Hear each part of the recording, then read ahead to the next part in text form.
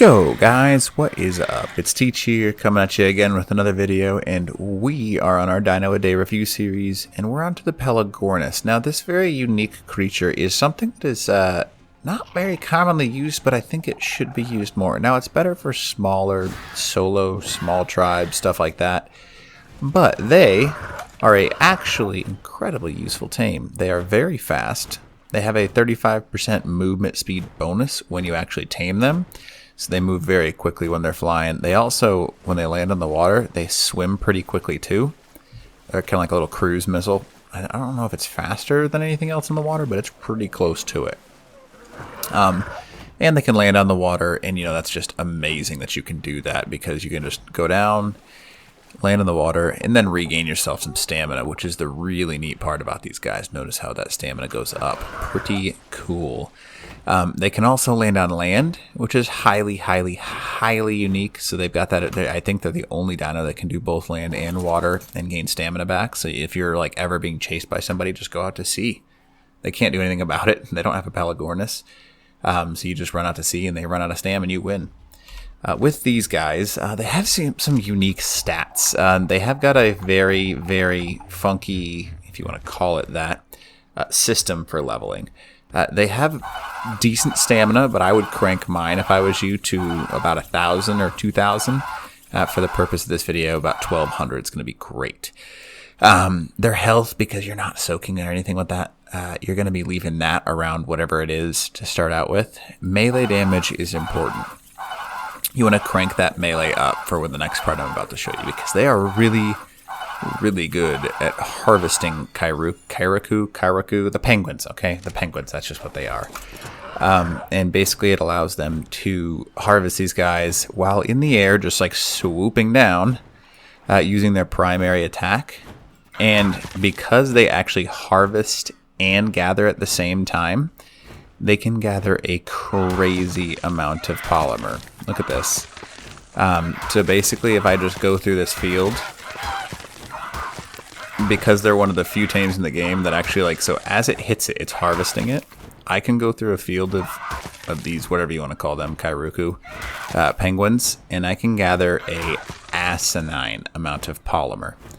I just killed a bunch, so if you're ever on like the island or something like that and you're running low, find the little ones, because the little ones give you a ton of polymer. I mean, that was 54, 32. This is on 1 times, and these are 1x level 1s. So if you can find some low-level stuff, you can gather a bunch of stuff. Now, on the other side of it, these guys have a very interesting thing, because they can also gather those, like, if you want to call them that, the beach dolphins, I guess, is technically what they are. A little bit larger than the Ichthyornis, but they're beach dolphins still, nonetheless. You can gather them, and you can get their polymer as well.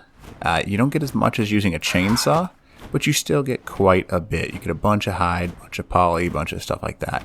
So they're pretty awesome tames. They last forever in the air, and you can pretty much just like swoop and attack anything you feel like, and just do it from there. And you can just do like those swooping run attacks if you wanted to. So it helps you kind of tame things out in the water. It helps you tame things pretty much wherever you want to tame things. They have a huge hitbox. That's about the only negative I can think of for these guys.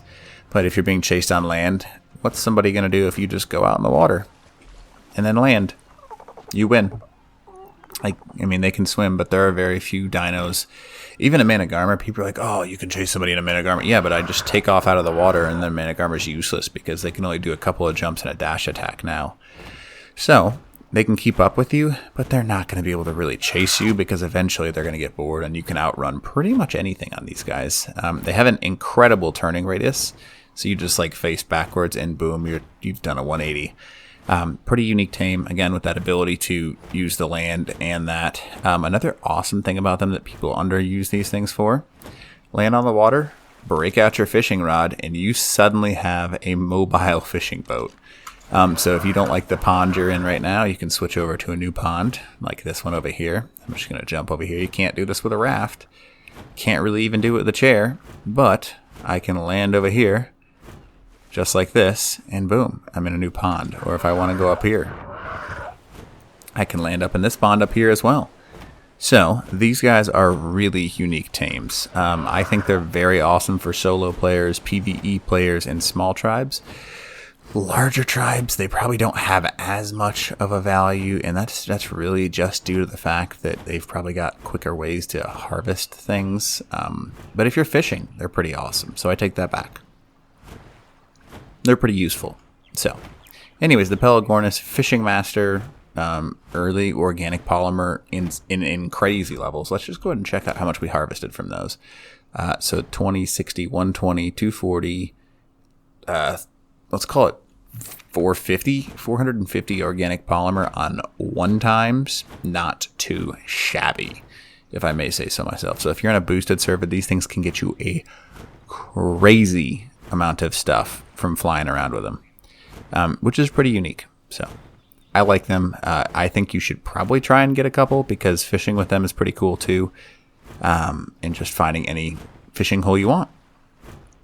So anyways, hopefully this video helps you out. And other than that, teach. Landing my bird. Out.